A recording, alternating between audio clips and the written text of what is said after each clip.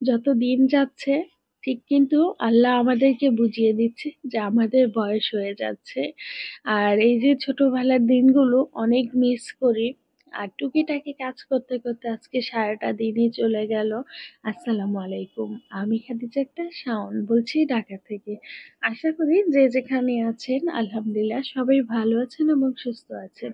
আলহামদুলিল্লাহ আপনাদের সবার দোয়ায় আমরাও ভালো আছি এবং সুস্থ আছি। আর সকাল থেকে যেহেতু বড় রানীর এক্সাম, তো রাতেই কিছু রান্না করে রেখেছি। তো রাতে মুরগিটা রান্না করে রাখবো আর ডালটা মানে বাগার দেই নাই, এমনি শুকনা দিয়ে রেখে দিয়েছি। তো কিছু কাজ আগে এগিয়ে রাখলাম।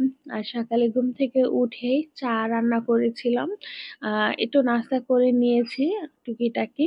আর এখন একটু টুকিটাকি রান্না করব, ডালটা বাগার দিয়ে নিব আর একটু পালং শাক রান্না করব। আর পালং শাকটা কিন্তু আমি বেশ ৩-৪ দিন আগেই সিদ্ধ করে ডিপ ফ্রিজে রেখে দিয়েছিলাম।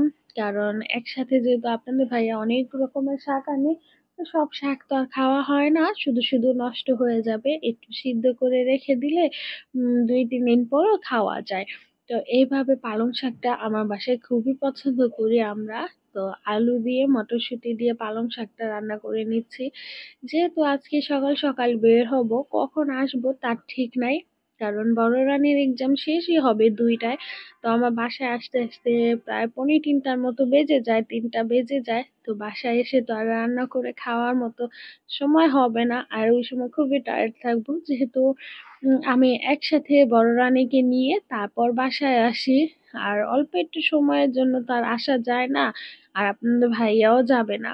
তো এই কিছুদিন আমি বসে থেকেই নিয়ে আসবো। আর আজকে একটু আগে ভাগেই বের হয়েছি, কারণ হচ্ছে রাস্তার অবস্থা দেখেন, পুরো রাস্তা জ্যাম। তারপর গিয়েছিলাম ব্যাংকে, বড় রানীর পরীক্ষার ফিস আর হচ্ছে বেতন বাকি ছিল।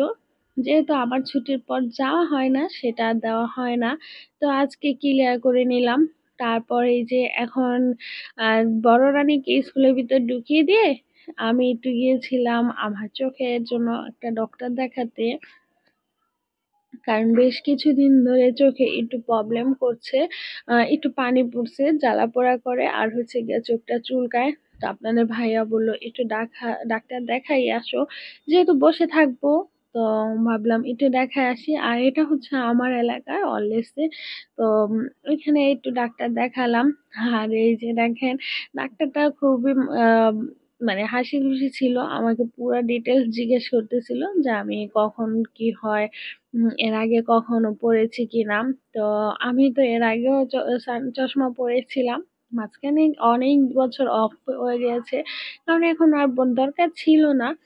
তো এখন এই যে পাওয়ার গুলো দেখতেছিল, যেহেতু আমার চোখে একটু প্রবলেম বেশি রকমেরই ছিল, তো আমাকে একটা টেস্ট করলো যে চোখটা আমার ড্রাই হয়ে গিয়েছে কিনা, সেটা টেস্ট করেছিলাম। দেন সবকিছু করে আবার স্কুলে আসলাম, বড় রানীর এক্সাম শেষ। বড় রানীকে নিয়ে বাসায় যাচ্ছি, আর আপনাদের কাছ থেকেও বিদায় নিচ্ছি। যদি ভিডিওটি ভালো লাগে লাইক কমেন্ট আর শেয়ার করে দিবেন। আজকের মতো এই পর্যন্তই। সবাই ভালো থাকবেন, সুস্থ থাকবেন। আল্লাহ হাফেজ। আসসালামু আলাইকুম।